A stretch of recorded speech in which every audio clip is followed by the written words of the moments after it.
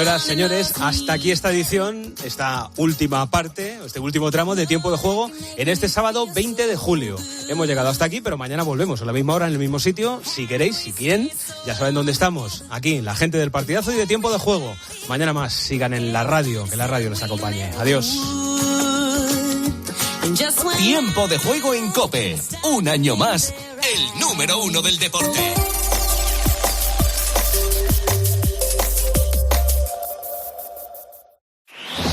Última hora en COPE. Estar informado. Pasamos la 1 a las 12 en Canarias. Buenas noches. Las altas temperaturas nos siguen acompañando. Este sábado en Ontillent, en Valencia, se registraba la mayor temperatura del país con 44,2 grados y en la región de Murcia superaban los 43. Eso sí, para este domingo parece que las temperaturas nos darán algún respiro más. Manu Pérez. De las 9 comunidades que se encontraban en riesgo por calor extremo este sábado, pasamos a 2 en el domingo: Andalucía y Castilla-La Mancha. El aviso amarillo estará activado a partir del mediodía y se podrían alcanzar temperaturas de entre 36 y 38 grados. Pero ojo, porque el calor no se va y ascenderán las temperaturas, tal y como nos ha contado en COPE el experto en meteorología Jorge Olcina. Para el lunes, pues vuelve a activarse la caldera del calor. Y especialmente entre el martes y el viernes vuelve otra secuencia cálida. Pues sabéis que esto de la denominación de ola de calor depende de que la agencia estatal decrete su estado, digamos, de forma oficial, pero sí que podemos anunciar que entre el martes y el viernes tendremos de nuevo jornadas de calor, como lo que ha sido estos días pasados de julio, ¿no?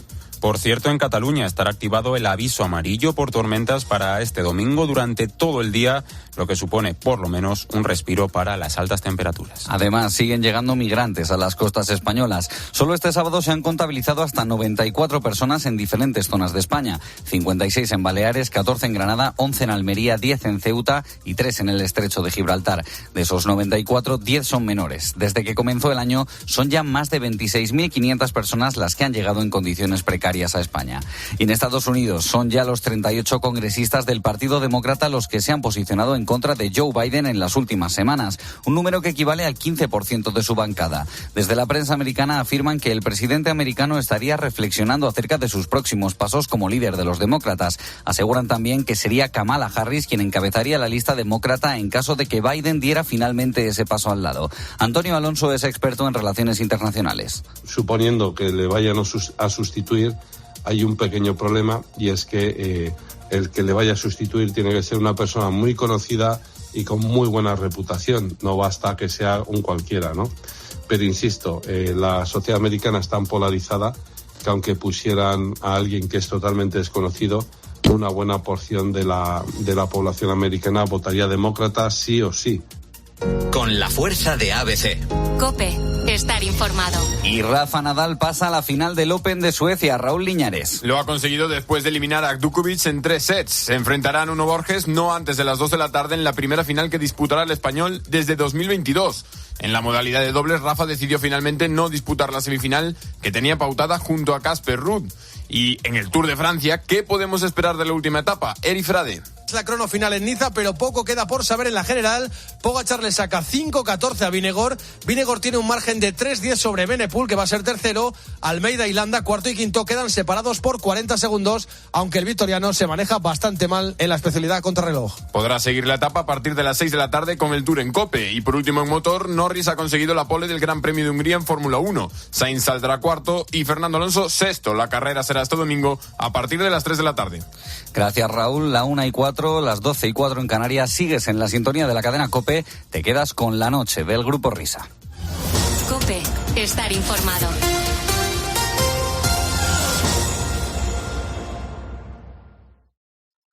Escuchas La Noche. Con el Grupo Risa. COPE. Estar informado. Esto es La Noche con el Grupo Risa. Acuérdense que les van a preguntar.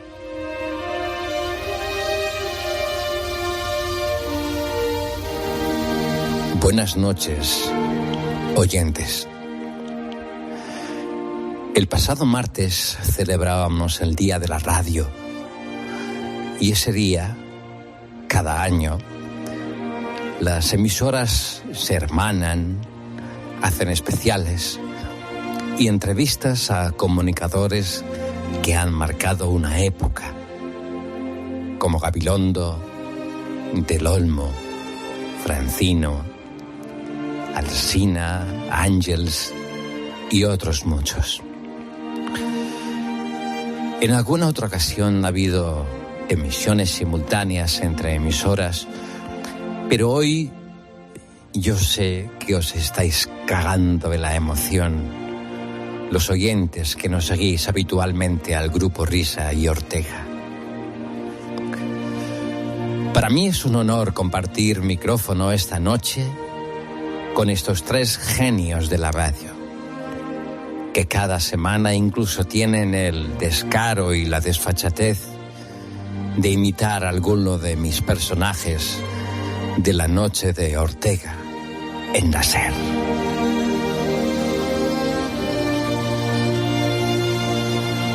¡Hola, hola! Comienza la noche del Grupo Risa.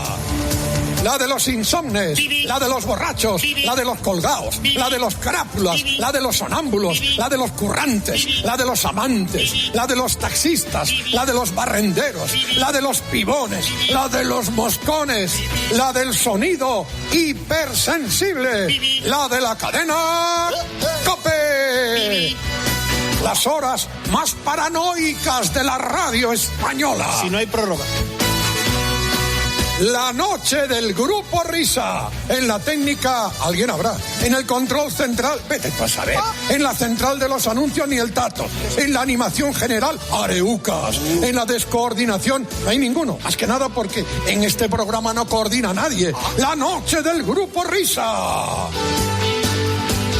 Los responsables de estas tracanadas radiofónicas son, por orden de aparición, Óscar Blanco el Whopper, Fernando Echevarría la Agustina de Aragón, David Miner el del Sabor Donostiarra.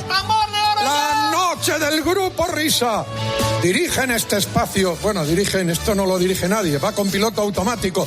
Ellos, los desheredados, los perseguidos por la justicia, los que merecerían estar en preventiva. La noche del Grupo Risa. Adelante, Grupo Risa. Muy buenas. Welcome to the biggest Saturday night entertainment radio show. Come on, let's go. Grupo Risa. La noche.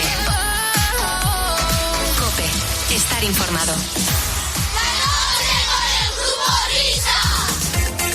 Buenas noches a la gente guapa, simpática, maravillosa y veraniega de este país deportivo y no deportivo. Aquí la Triple P, desde la hamaca, Pedro Pablo Parrado. Pedro Parrapa, en este programa de verano. Ya está abierta la terracita del Grupo Risa, que bien se está, ¿eh? Ay. Qué buen servicio tenemos a estas horas de la noche. Qué Cuba Libres tan ricos. ¿Se dice Cuba Libre ya o todavía se ha cambiado? No se dice Cuba Libre. Cubata. De muchas formas, cachis, cachis. Qué manera de destrozar el sillón, ¿eh? Tenéis muchos españoles. Época idónea para quedarse de Rodríguez. Hace 2 meses terminó la Liga, terminó la Champions, pero luego empezó la Eurocopa. La semana pasada terminó la Eurocopa. Ya habéis tenido Wimbledon, ya habéis tenido Tour, que acaba hoy, el Tour de Francia. Pero no os preocupéis, amigos, porque en 3 días, 4 días comienzan los Juegos Olímpicos. ¡Ay, qué bien! Bueno, pero los que estamos ahí, con ese maravilloso invento que se llama mando a distancia, que ahora además no hace falta enfocarlo. Si es Bluetooth, no hace falta apuntar a la tele. No, para mí es perfecto, porque nunca acierto. Bueno, vamos a empezar nuestra singladura de esta noche de verano con esas charlas. Muchos habéis visto la película, ¿saben aquel? La película de David Trueba, en la que habla de los primeros 13 años de fama de Eugenio. Bonita charla con David Trueba. Descubrimos muchos secretos, no solamente de la película, sino de todo lo que rodea a aquel humorista grande, Eugenio. Así comenzábamos aquella charla, esa madrugada de sábado.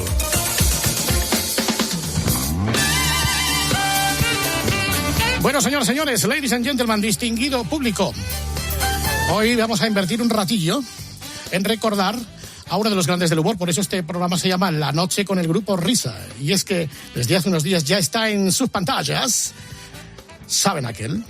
La película de David Trueba, el biopic de Eugenio, que suena así. Vamos a prepararlo todo a su gusto. Ahí falta la mesita y el taburete en el centro, al lado del micro. Vodka naranja en un vaso de tubo y un paquete de tabaco negro, un mechero y un cenicero. Buenas noches. Y hoy, como habrán notado, estoy muy contento. ¿Y el saben aquel?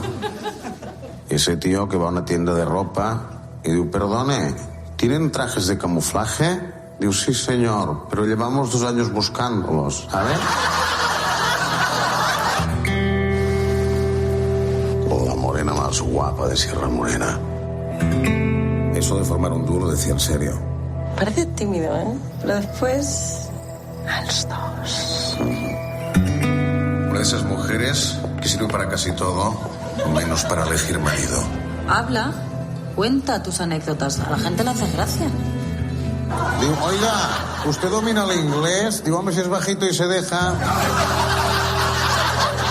Yo no soy un buen padre. Ni tan siquiera he sido un buen marido. Yo no soy humorista. Pero hace reír a la gente.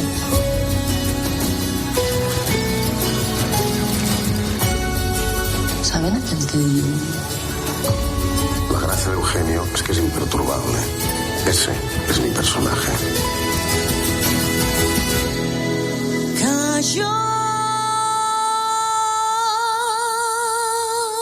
¿Cómo te sientes al estar casada con un payaso? Idiota.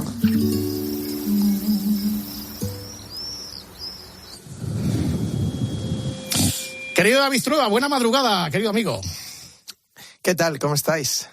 Pues aquí, echando un ratico. Tenemos hasta las 5 de la mañana y vamos a echar un rato con David Trueba, que al que agradecemos mogollón que te hayas personado en la radio a estas horas intempestivas de la madrugada. Además en la radio, físicamente y moralmente, tío. Muchas gracias. Nada, encantado. Gracias a vosotros por invitarme. Hombre, bueno, después de los días que se ha estrenado la peli, ¿qué tal? Primer feedback, primeras sensaciones, ¿cómo va la cosa? Minuto y marcador. Minuto y marcador, muy bien, muy bien. Ya sabes que en este oficio nuestro a veces sobrevivir es el reto, ¿no? Es como un desembarco en Normandía donde llueven disparos por todos lados y llegar a la orilla es lo que te gusta. Pero ha sido muy bien recibida y la verdad que estamos muy, muy contentos. O sea que va todo muy bien.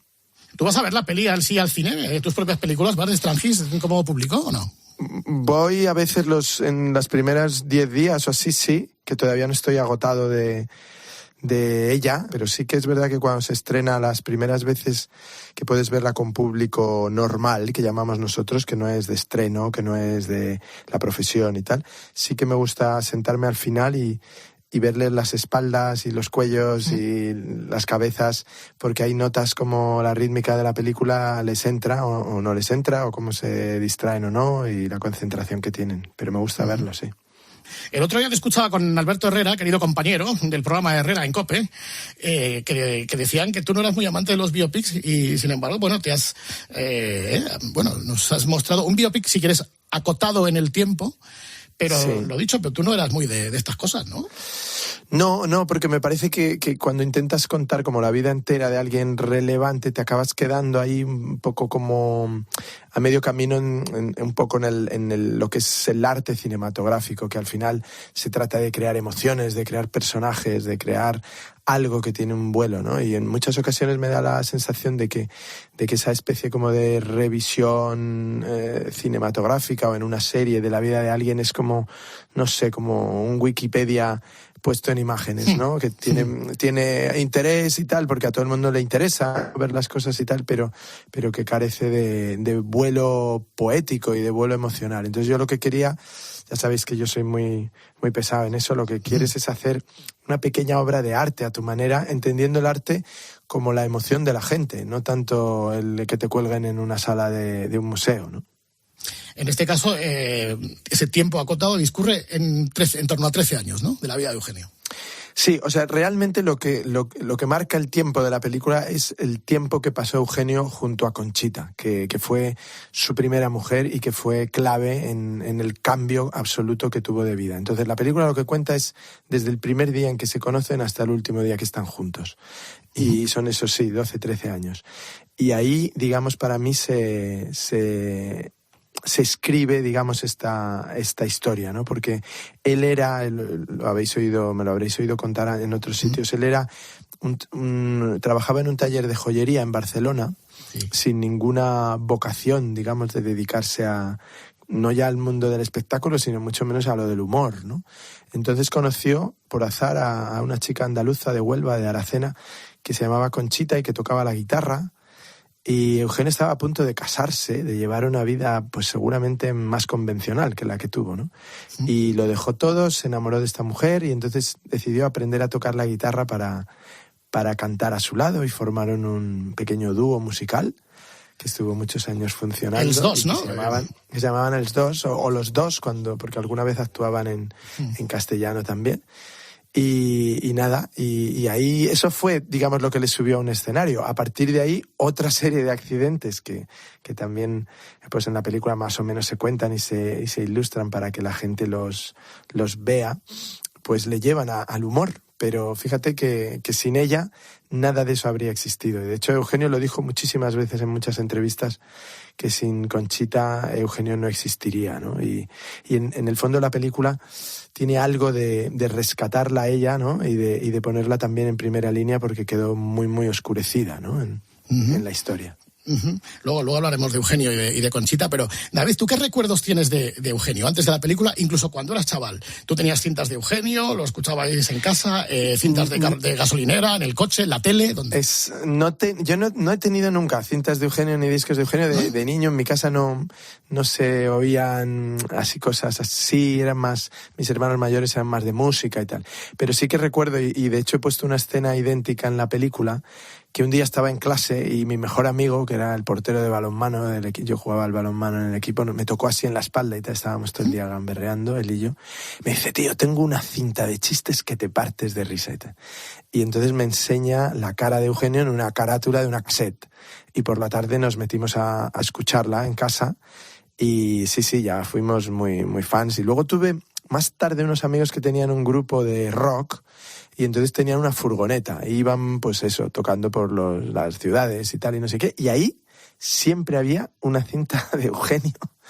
Y los viajes, alguna vez que les acompañé en un viaje, se pasaba el viaje oyéndole y tal, y repitiendo los mismos chistes y muriéndonos de risa, porque tiene una capacidad de un chiste que has oído 1000 veces volverte a hacer reír, que me parece al alcance de muy pocos, ¿no? Sobre todo la capacidad para controlar los silencios y los cambios de ritmo, ¿no? Tan característicos de él, ¿no? Sí. Es un poco al chiste lo que Messi en el borde del área, ¿no? O sea, que hace esas aceleraciones y desaceleraciones, ¿no? Y esa especie de paso adelante, paso atrás que hace que el chiste te parezca nuevo cuando lo cuenta él. Porque ya sabéis que Eugenio no inventaba chistes, o sea, no era... De hecho, no hay...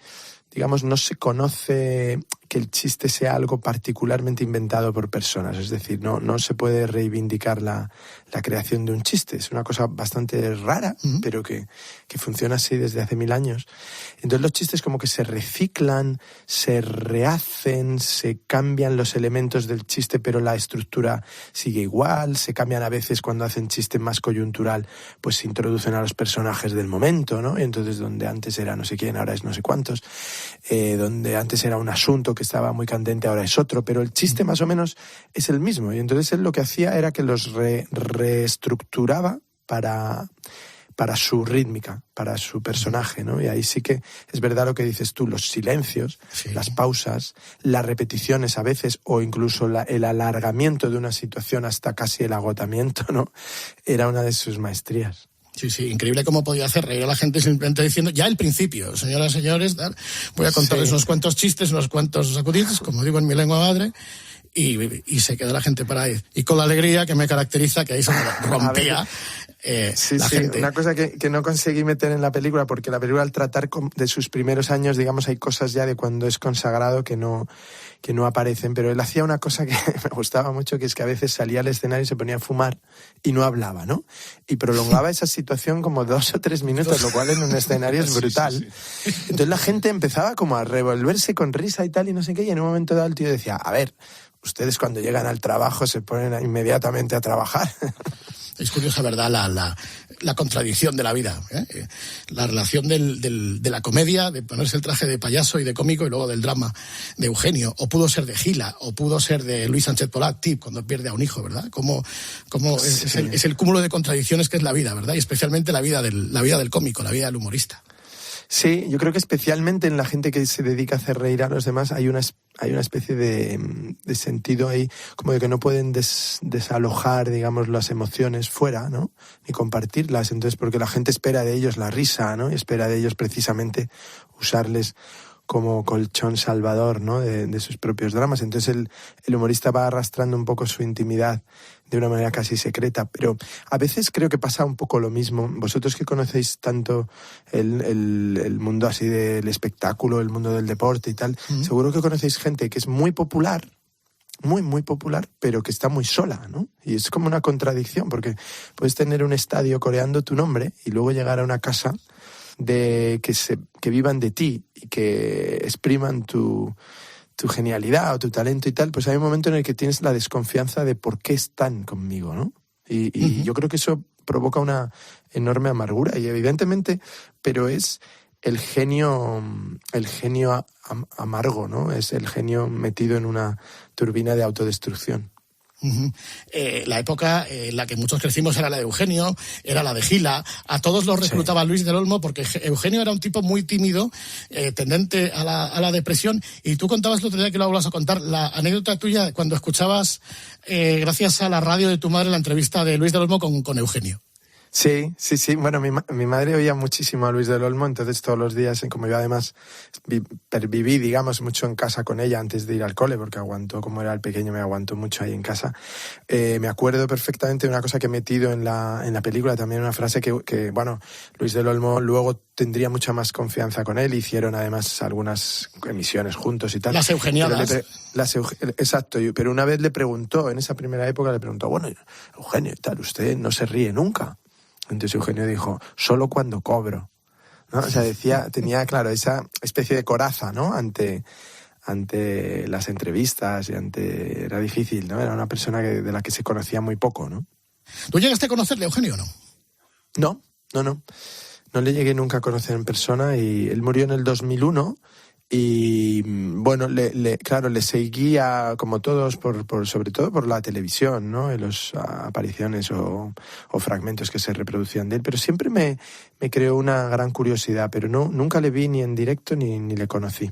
Yo le conocí, una anécdota rápida, pero desde la perspectiva de un niño de 9 años. Cuando empezábamos a imitar voces, 7, 8 años, pues lo típico, hacías voces de profesores del cole, y entonces el fenómeno de moda, que era Eugenio, que ya había lanzado la primera cinta de chistes, que también salían un par de canciones, ahí creo que vende ya 350.000 cintas, y la segunda ya pasa de 1 millón, ¿no? O sea, fíjate la profesión, pero siendo un niño, pues yo con mi voz menudita, saben aquello que dice que era un tío, que tal, y entonces en fiestas familiares, en reuniones de amigos y tal, pues imitaba a Eugenio, y entonces una noche fueron mis padres a verle una noche en Santander, que es donde estábamos veraneando. Ajá. Y mi madre, no sé cómo se las ingenió, y al día siguiente concertó una cita con Eugenio y conmigo, con mis 9 años, en el Hotel Saldemar en Santander. Te estoy hablando del año 81 aproximadamente. Ostras. Sí. Y entonces, pues, nos caímos en gracia, no sé por qué, y 9 meses después, Eugenio vino a actuar a Zaragoza, que es donde yo vivía, y le llamamos, y vino a mi casa, porque reunía un grupo de chavales de clase para hacerle una entrevista para el periódico del colegio, para un trabajo del cole. Y vino a las 6 de la tarde, y vino y respondió a las preguntas, que luego dice que las preguntas de los niños son las peores, pero Sí, vino, y la verdad es que yo por eso nunca podré hablar mal de Eugenio, porque conmigo fue muy amable. No, mira, eso que estás contando es muy bonito, porque me lo ha contado más gente a nivel de generosidad, incluso en hospitales con gente y tal, porque ya sabes que él tenía además unos elementos así de cierto esoterismo y tal, que creía en las energías, en no sé qué, entonces acudía de vez en cuando a visitar a gente que le decían, oye, no sé quién está enfermo y tal, y no sé qué, y se presentaba en el hospital. Luego por eso, y quizá también es uno de los motores de la película, me desagradaba un poco la sensación de dejar a Eugenio rendido a la imagen de que una especie de depresión o de adicciones finales de alguna manera significara todo el personaje, ¿sabes? Es como que un brochazo sea todo el personaje. Yo decía, no, la gente es muy, muy contradictoria, muy compleja. Digo, no estoy dispuesto a aceptar reducir a una persona a una etiqueta, ¿no? Y me molestaba mucho porque oía o había oído muchas historias de eso que dices tú, de una cierta generosidad desde la timidez y desde muchas veces incluso la incomodidad, pero mucha gente me decía una frase que llamé a mucha gente que le había tratado y me dijeron, era muy generoso. Eso me lo dijo mucha gente. Y esto que cuentas tú es un acto de generosidad con su tiempo, ¿no? Hombre, un tío que actúa por la noche no tiene otra cosa que hacer que ir a las 6 de la tarde a casa de unos críos a ver cómo hacen el Canelo. Pues me parece, aparte teniendo él en ese momento dos hijos de esa edad, porque el hijo mayor, que es Gerard, que nos ha estado ayudando y asesorando en la película, tiene exactamente mi edad. O sea que en el 81 pues tenía 10, 11 años, o sea que eran más o menos de tu edad. Quizá eso también le acercaba a vuestra sensibilidad o a decir, bueno, vamos a hacer algo por ellos, ¿no? Pero, sí, porque además le preguntamos, ¿cuántos hijos tienes? Y dice, tengo 2. Dice, el mayor es Gerard, que tiene 12 años, o sea, imagínate de lo que estamos hablando. Y entonces, ¿cómo empieza la historia de Sabenakel, de la película? ¿Cómo empieza esta historia? Pues mira, digamos, en el cine pasan estos accidentes. Un día a mí me llaman de Warner, ¿no? Y me dicen, oye, te queríamos proponer una historia sobre Eugenio y tal, nos gustaría hacer una película sobre el personaje de Eugenio. Ya sabéis que ahora está un poco de moda. Y entonces me llaman y yo digo, bueno, me interesa mucho el personaje, digo, porque he leído cosas, he visto un documental que había sobre él, he visto tal, y me interesa. Tal. Pero luego ellos tenían un guión que me mandaron y entonces yo lo leí y no me interesó. Y entonces les dije con toda educación, les dije, oye, no es la película que yo sé hacer y tal, y muchas gracias por ofrecérmelo y tal. Y yo vuelvo a mis asuntos, a mis otros proyectos y tal, y para mi sorpresa 2 o 3 meses después me vuelven a llamar y me invitan a comer. Y entonces yo pensaba que me iban a ofrecer otro proyecto y la sorpresa es que me insisten en el mismo y me dicen, oye, nos sorprendió que la propuesta al principio te agradó, pero luego no has querido seguir, y entonces nos queda la curiosidad. Y les dije, mira, no me gusta el planteamiento que tenéis, no es como yo lo veo, y por lo tanto yo no sé hacer una película si no la siento, por muy proyecto que sea y por muy gran productora que te lo proponga, ¿no? Y entonces ellos con gran generosidad me dijeron, bueno, ¿y tú cómo lo verías? Y dije, tengo que estudiarlo, o sea, nunca me lo he planteado. Y entonces me dieron 2 meses para que les hiciera una propuesta mía. Y entonces ahí entró el libro de Gerard, que había escrito un libro como con pequeñas anécdotas familiares y personales, y entonces con eso trencé la película que a mí me gustaría hacer y que no tenía absolutamente nada que ver con lo que me habían pasado ellos, ¿no? Y entonces les gustó, me dieron el plácet, me contrataron como guionista y ahí estuve 1 año escribiendo el guión de la película, ¿no? Y eso fue lo que luego siguió y me dejaron rodarlo prácticamente sin ningún comentario al guión que yo les propuse. O sea que ha sido muy sorprendentemente agradable, porque muchas veces cuando te llegan las cosas así, al final es como una lucha entre cómo lo ve uno, cómo lo ve otro, pero en este caso realmente fue muy, muy fluido. Eso sí, se retrasó mucho el proyecto con respecto a sus planes, pues porque tuve que escribir el guión y eso pues te lleva eso, pues en torno a 1 año, ¿no? Y luego buscar el reparto y tal y no sé qué. Y entonces finalmente me encontré rodando la película y sintiendo que estaba haciendo una película, os lo confieso, muy personal. O sea, fíjate que partes de una historia que no tiene nada que ver contigo, que es la historia de un humorista, la historia de Eugenio, que todo el mundo conoce rasgos de Eugenio y tal, y de pronto me encontraba haciendo una película que sentía como que estaba hablando de algo propio, de algo cercano a mí, ¿no? Y eso me gusta. Y fíjate que además yo le he escuchado hablar maravillas de la película al propio Gerard hace unos días, en el sentido de que has captado muy bien la esencia de lo que era el personaje de su padre, de que se siente reflejado en muchos momentos de la película, porque como dice Gerard, claro, él dice que él de niño se crió entre botellas de whisky y cartones de tabaco. Claro, sí. Y gente en su casa a las 5 de la mañana cuando cerraban el bar y tal.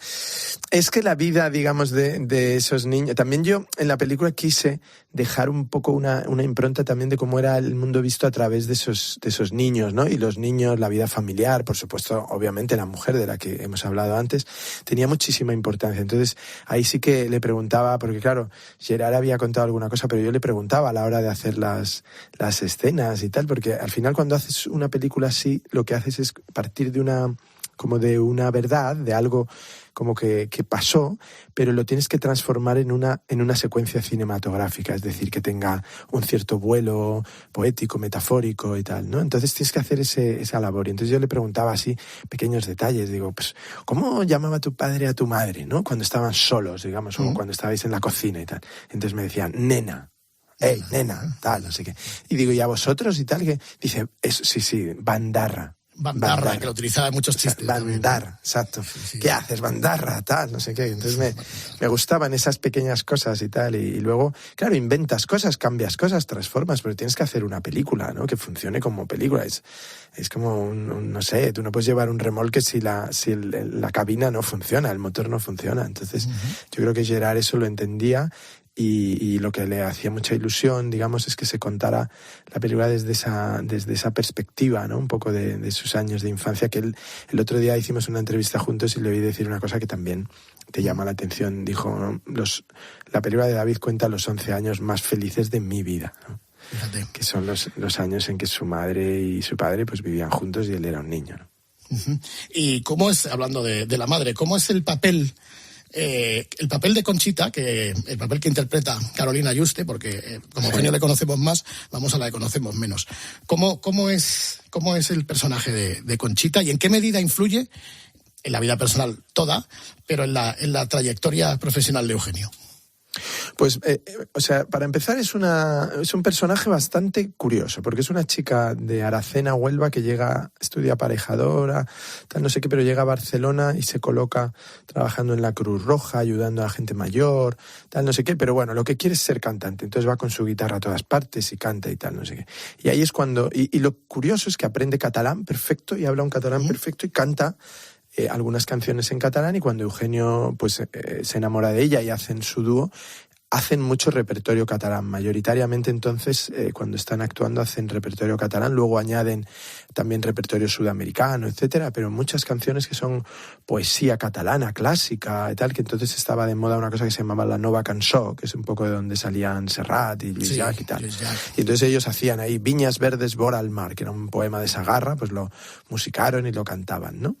Y esa pareja, bueno, pues era, claro, de Conchita apenas, al contrario que para David Verdaguer, para el actor, que había un peso sobre la imagen externa de Eugenio que todos conocemos y que por lo tanto iba a ser juzgado con esa vara de medir, ¿no? En el caso de Conchita no había una imagen, digamos, pública de ella. Hay alguna pequeña entrevista, alguna pequeña actuación y tal, pero no tanto como para que el subconsciente colectivo la tenga presente, ¿no? Entonces se trataba un poco de crearla más libremente, digamos, que a lo mejor creas a Eugenio desde lo físico. Pero para mí esos datos eran importantes, es decir, que fuera una persona del sur, que tuviera una belleza también un poco racial del sur, porque era una morena, y Eugenio siempre hacía la broma con ella cuando la presentaba o cuando hablaba de ella en público, decía la morena más guapa de Sierra Morena, ¿no? Y entonces eso es una frase que yo también utilizo en la película. Entonces pues esas cosas iban dándote también un perfil del personaje, ¿no? Que hubiera sido capaz de hablar catalán en una época pues que a lo mejor no era tan natural, pero que ella vio claramente que Eugenio venía de ese entorno, que era su lengua materna, su lengua familiar, ¿no? Y que por lo tanto tenía que participar en ella, ¿no? Y entonces ahí estaban y en la casa se hablaban las dos lenguas y tal, y no sé qué. Bueno, pues todo eso a la hora de construir el personaje con Carolina era importante, pero más que eso, la personalidad de una mujer de entonces que eran pues a veces obligadas también por las circunstancias familiares, pues tenían que sacrificar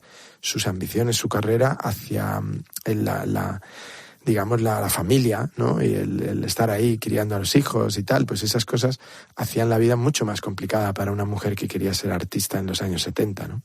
Y de hecho estuvieron en la criba para ir a Eurovisión, ¿no? No sé si era con la balada del maderero, con cualquier... La balada del maderero, sí, eso. En la película hacemos una reproducción, digamos, de la escena, porque ellos, la discográfica, digamos, les propuso esta canción, ¿no? Una canción que le habían compuesto la misma mujer que había compuesto el Vivo Cantando de Salomé, que había tenido éxito un par de años antes. Eso.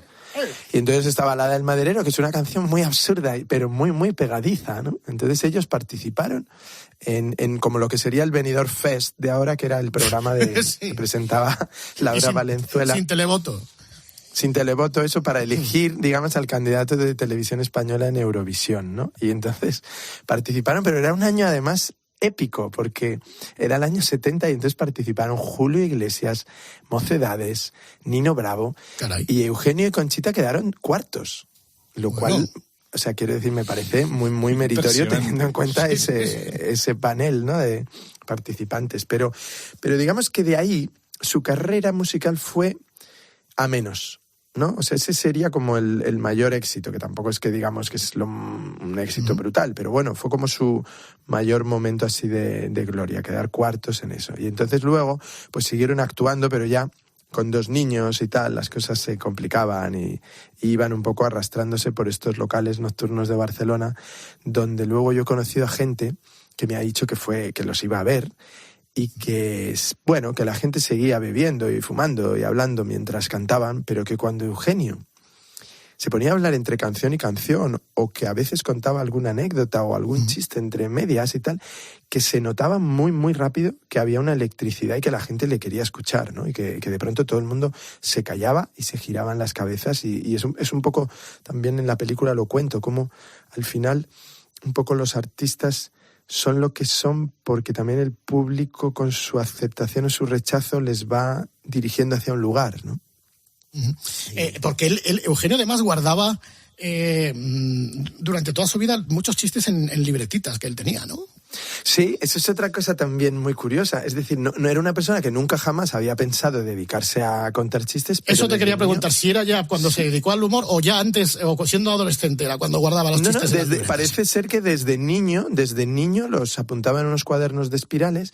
Luego él en alguna entrevista sí le oí decir que los apuntaba en la mili, por ejemplo, cuando hizo la mili, que los apuntaba en las guardias para no aburrirse, pero que tenía la costumbre, si oía un chiste que le gustaba o leía en algunas revistas o en tal, que lo apuntaba. Entonces el hijo me cedió y me dejó los cuadernos para la película, y entonces en algún momento que se ven unos cuadernos que están ahí escritos con chistes y tal, es Eugenio, es la letra de Eugenio, los cuadernos de Eugenio, y tenía muchísimos chistes escritos ahí desde muy jovencito, y fíjate, curiosamente después se convirtieron en su modo de vivir. O sea que a veces pasan esos accidentes también, de que una afición se transforma en tu oficio, ¿no?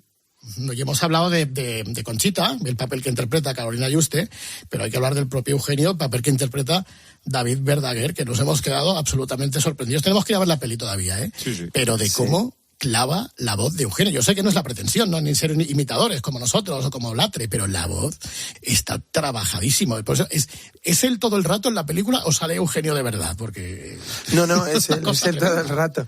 Pero además yo creo que es que eso que dices tú es fundamental, porque vosotros, o sea, los que imitáis, y en España además hay 3 o 4 de esos buenísimos, lo que hacéis es generar, digamos, una sensación como de que está ahí, ¿no? Durante un instante está el personaje, ¿no? El personaje que conoces de la tele y tal. Pero claro, al final en una película lo que necesitas es que la gente se crea la persona. Que es muy distinto, porque además esa no la conoce nadie, o sea, nadie sabe. Yo le decía siempre al actor, digo, mira, una cosa es Eugenio contando un chiste en una tele, en un escenario, y otra cosa muy diferente es Eugenio pidiendo el café en su casa, ¿no? O discutiendo con su mujer. Entonces, eso lo tenemos que crear, y lo tenemos que crear como hacemos en una película de ficción, un poco a partir de los rasgos del personaje, ¿no? Y obviamente no te puedes separar totalmente del personaje público, pero no, lo que no puedes hacer es una parodia de que Eugenio cuando está en su casa sigue hablando así, ¿no? Sí, ¿no? O sea, ahora que el que falta café y ahora voy a... Exacto. Claro. Y haciendo chistes todo el rato. De hecho, me contaban que una cosa que le pasaba mucho a Eugenio era que iba a veces a comer a un restaurante o estaba tomando una copa en un bar y se acercaban pues lo de siempre, la gente y tal. Hombre, Eugenio, cuéntate un chiste, tío, cuéntate un chiste y tal. Joder, qué y Eugenio siempre decía, ¿y tú a qué te dedicas? Y el otro decía, pues soy sastre, pues hazme un traje. Normal. O sea, es decir, que hay esa cosa un poco de decir, a ver, tío, que no me dedico a esto las 24 horas, que yo también soy una persona. Entonces eso con David yo creo que fue muy, muy importante para que él también dijera, yo puedo llegar hasta aquí, pero yo no voy a hacer una imitación. O sea, es decir, voy a intentar que la gente se olvide del Eugenio real y me vea a mí como el real. Y eso es increíble porque yo creo que empieza la película y al minuto la gente ya cree todo lo que hace, ¿no? Y David obviamente hace una creación, ¿no? Es un actor increíble. Tiene además la suerte de tener una voz cavernosa también, sí, impresionante y tal, y entonces, claro, se han visto todos los chistes de Eugenio. Se hizo el YouTube Premium, que no ha comprado, no ha pagado nadie en la historia, pues se hizo él para tenerlos ahí todos y tal. Pero él los tenía ahí, entonces yo le decía, me acuerdo que muchos días rodábamos y teníamos figuración, ¿no? Gente haciendo como de la gente que viene al bar, ¿no? Y entonces yo le decía a David, oye, en vez de hacer el chiste que va justo en la película, que a lo mejor va un chiste de este momento, digo, hazte 6 por delante y 6 por detrás, así calentamos a la figuración como público y también tú te calientas y alcanzas, digamos, esa un poco como la ignición, como que has dado la primera vuelta o 2 vueltas al circuito antes de poner a tope el coche, ¿no? Y entonces lo hacía y era genial, porque claro, era como estar en una actuación, ¿no? Y tanto los técnicos como los figurantes que venían y tal, era un gozo, ¿no? Porque decía, joder, me están pagando por venir casi a un espectáculo, ¿no? Y lo hacía súper bien el tío, súper bien. Oye, David, ¿la elección del actor la teníais clara desde el primer momento o hubo un casting? No, ni siquiera hubo un casting, ¿eh? O sea, lo que hubo es como un espacio de vacío donde nos preguntábamos, bueno, ya veremos quién hace esto, ¿no? Ya veremos quién lo hace. Y cuando acabé el guión, ahí fue el momento en el que nos sentamos en una mesa, los productores y yo, y dijimos, bueno, ha llegado el momento Y entonces los productores me dijeron, vamos a hacer un casting, va a pasar, ¿no?, todos los actores de España que estén en la edad para hacer este papel. Y entonces yo les dije, bueno, seamos prudentes, no vamos a hacer un espectáculo de esto, ni... Aparte, un casting donde rechazas a un actor siempre es doloroso y siempre tiene Y entonces les dije, yo he estado dándole vueltas y yo creo que hay uno que sería perfecto. Y entonces me dicen, ¿quién? Y entonces digo yo, David Verdaguer.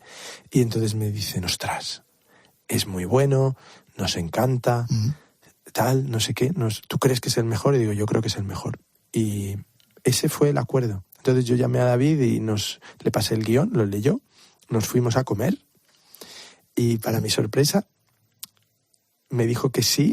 Para mi sorpresa quiero decir que no temblaba de miedo, ¿no? Y entonces me dijo, ostras, esto es un Miura, pero me hace mucha ilusión. Y a partir de ahí, confianza por mi parte total en él. Y íbamos poco a poco, íbamos viendo un poco qué podíamos cambiar de su aspecto físico, qué podíamos mejorar. Entonces le hicimos una nariz falsa, porque David tiene una nariz más chata, Eugenio tenía una gran nariz, ¿no? Entonces al principio hicieron una nariz muy grande, ¿no? Que yo decía, no. Entonces yo me puse como muy en contra, ¿no? De usar una nariz y tal. Y yo decía, no, hay que hacerlo a pecho descubierto, tal, no sé.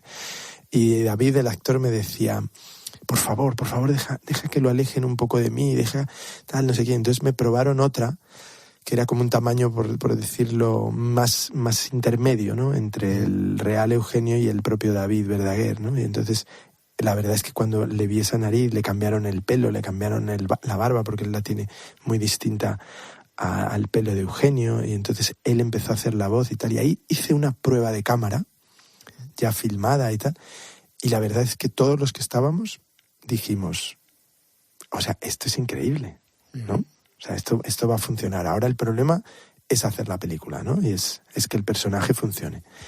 pero David va a funcionar. Y yo creo que él también sintió la confianza total mía en él y nunca jamás se puso otro nombre encima de la mesa. Fíjate que además David afronta un reto difícil en el sentido de que se somete al juicio implacable de un público que en su mayoría sí que conoce a Eugenio de verdad. No, es lo que te decía antes, la gente va con una vara de medir. Claro. O sea, es decir, no es una cosa del desconocimiento que dices, ¿cómo sería Quevedo, no? O sea, es decir, nadie ha visto a Quevedo, pues sabes que tiene barba y unas gafas redondas que se acabaron llamando Quevedos, pero vamos, es lo único que sabes, ¿no? Ahora, eso sí, Eugenio le ha visto todo el mundo en la televisión, entonces no es que tengas que hacer algo idéntico, pero tienes que hacer algo que compre la gente, que se lo crea, que le funcione, porque si no empiezan a despegarse de la película, ¿no? Entonces necesitábamos eso, ese era un reto, obviamente. Pero ya te digo, ese reto no debía tampoco hacerte perder de vista que luego, porque a veces tienes a alguien muy, muy parecido, pero que no tiene músculo para llevar la película como actor, o que incluso la película no está escrita, digamos, de manera que la película te apasione. Entonces tú dices, sí, bueno, pues se parece mucho a no sé quién, pero me es igual, ¿no? Ya está, ¿no? Te decía, ¿tienes curiosidad por conocer las sensaciones que le produce la película a un ser humano, pues porque es joven o por lo que sea, nuestros amigos tiktokers, que no tengan ni puñetera idea de quién es Eugenio? Totalmente. Eso es lo que más curiosidad me da. Yo les decía, cuando la rodábamos, lo que más me gustaría del mundo es que esta película la viera alguien, no ahora, porque a lo mejor ahora estás muy mediatizado por el estreno, pero en el futuro, cuando una película pasa por un canal de tele a cualquier hora y tal, que la vea alguien y diga, ¿pero este tío existió? Y entonces entre en Google y tal y diga, Eugenio tal, no sé qué, y descubra que sí, que existió un tío llamado así. Eso va a pasar. Ayer mismo vino una amiga mía, que es la persona que traduce mis películas al francés y que es una persona con la que he trabajado muchas veces y tal. Y entonces había venido con sus hijas a pasar unos días en Madrid. Y las hijas hablan un poco de español y tal y no sé qué, de 11, 12 años, y se fueron al cine a ver la película, ¿no? Y al salir y tal me llamaron, oye, nos ha encantado y tal, y no sé qué. Y yo les decía a las niñas, pero ¿habéis entendido algo? Y me dicen, sí, perfectamente.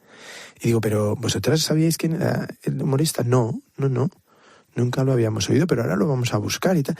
Y me dice, pero es que no hace falta, ¿no?, para disfrutar de la película. O sea, veíamos que era un cómico. Bueno, pues sí, pues como tú ves una película de un cómico alemán o de un cómico francés o de un cómico americano, que a lo mejor no sabes ni siquiera si ha existido realmente o si existe realmente.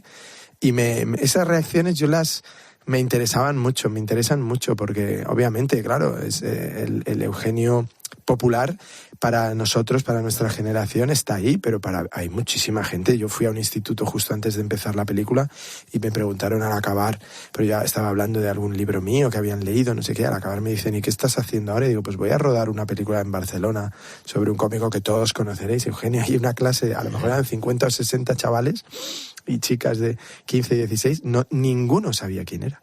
Ninguno. Y entonces yo dije, joder, hay que hacer la película y que funcione más allá de que conoces al personaje. Bueno, vamos a ir terminando. David, mañana resultado, Atlético de Madrid-Villarreal.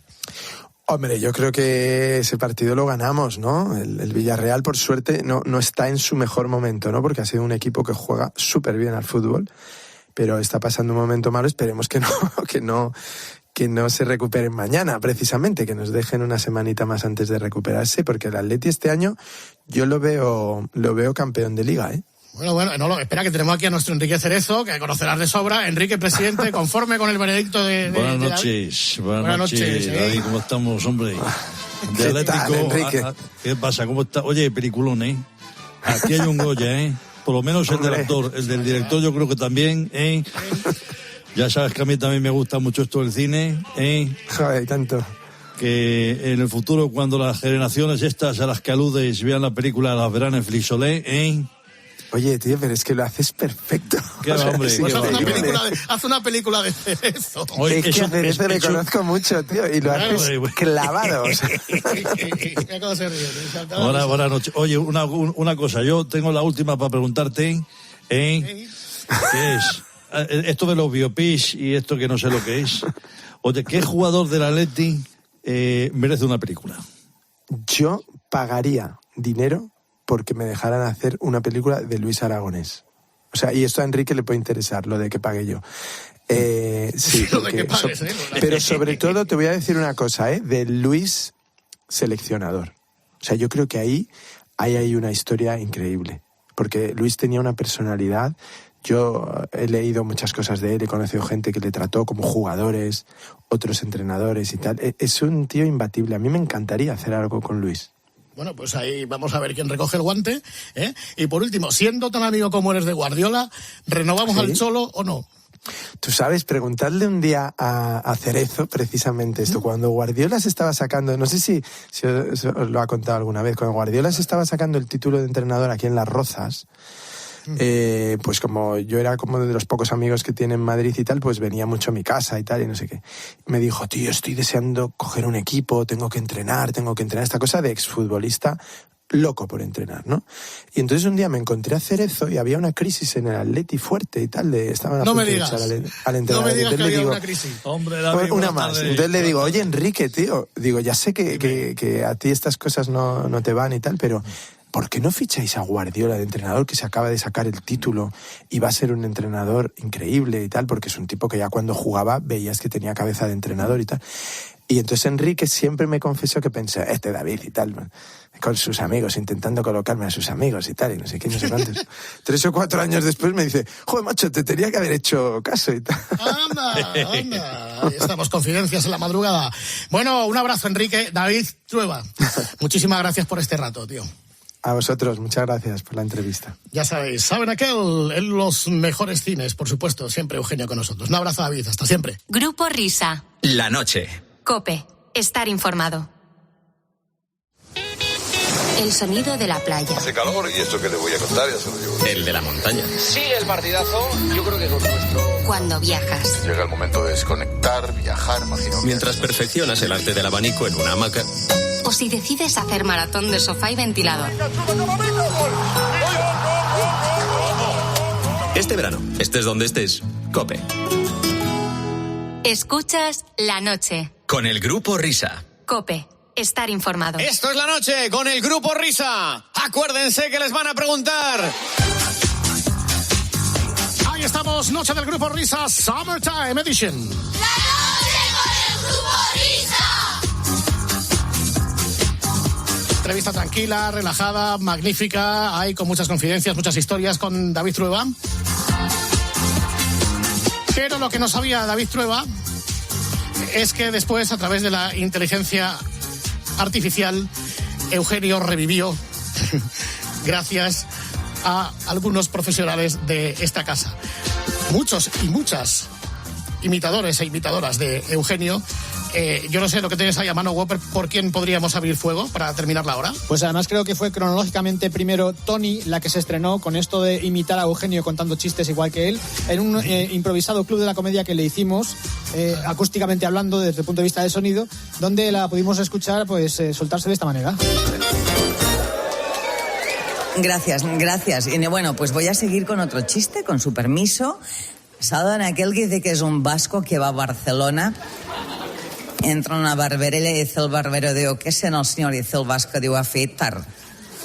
En eso que el barbero va a ponerle un poco de espuma y le dice el vasco, digo, ay, va sin espuma, que soy de Bilbao. Entonces, perdona, digo, esto sin espuma duele. Digo, ¿cómo va a doler siendo de Bilbao? Digo, bueno, como quiera. En eso que el barbero empieza a afeitar, el vasco que empieza a sangrar. Y a la que el barbero va a pasar al otro lado de mejilla, le dice el vasco, digo, oye, de un poco de espuma ya me darías, es que no soy del mismo Bilbao, ¿sabes?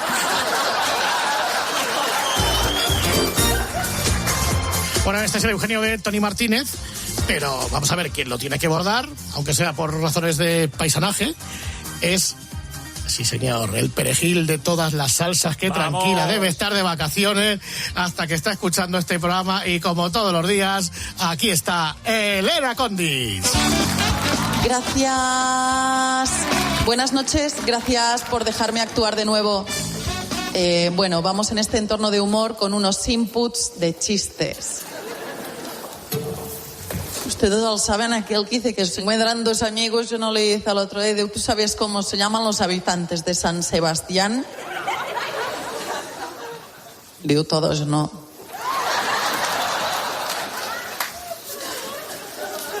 Dice que era un tío que iba por la calle para otro, le dice, oiga, por favor, digo, la calle es Saboya. De hombre, de usted anda dando brincos, claro que es Saboya.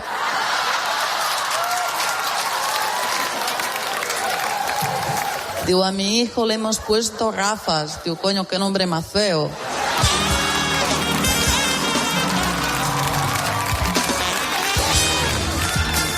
Ahí está Elena Condis, la reina de los premios IA esta temporada.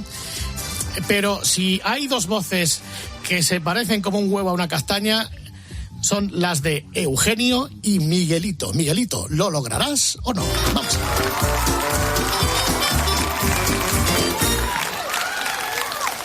Ustedes saben aquel que dice que es un tío que estaba tocando la guitarra en medio de la calle.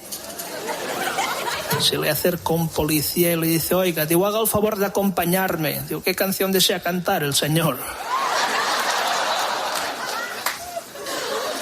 Dice que eran dos andaluces que estaban haciendo palmas y dice uno, ole tu madre, dice el otro, de era la tuya.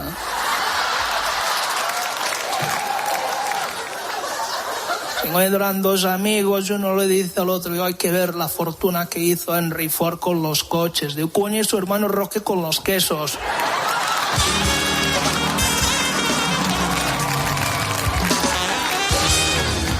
Ahí está el gran Miguelito, que acaba de llegar hace unos días de la Eurocopa y está ahí en sus vacaciones y pensabas que te íbamos a dejar tranquilo. Estás muy equivocado, querido amiga. Un abrazo, Miguelito. Un abrazo, Miguelito. Pero podría rematar la faena. Venga, te lo has ganado. Venga, Tony Martínez, todo tuyo.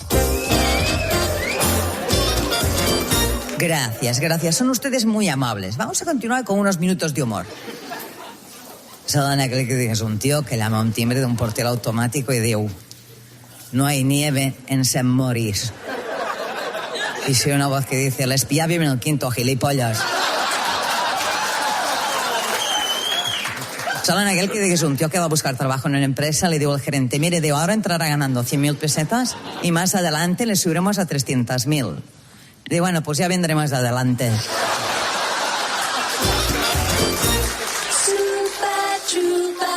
Are gonna blind me, but I won't feel blue like I always do, 'cause somewhere in the crowd there's you. Y después de Eugenio ya estamos en busca de las noticias de las 2 de la madrugada, las de la 1 en Canarias.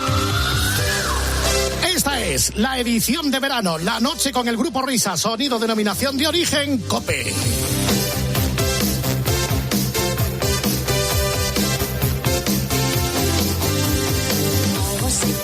Super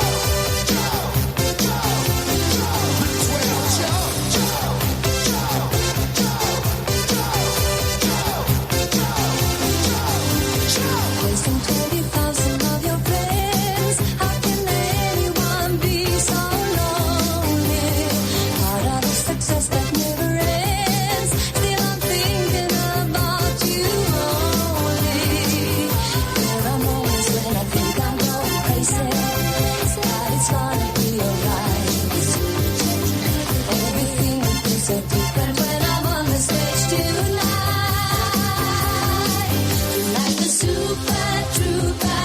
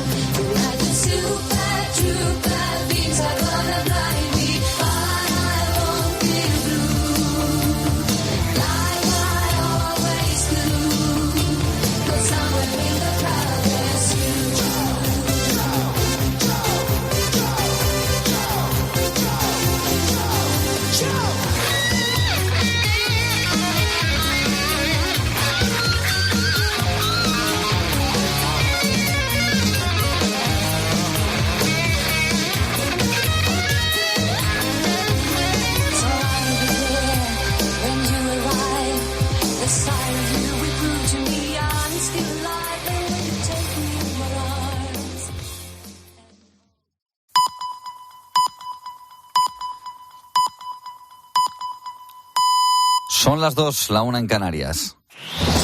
Última hora en COPE. Estar informado. Este lunes, Gobierno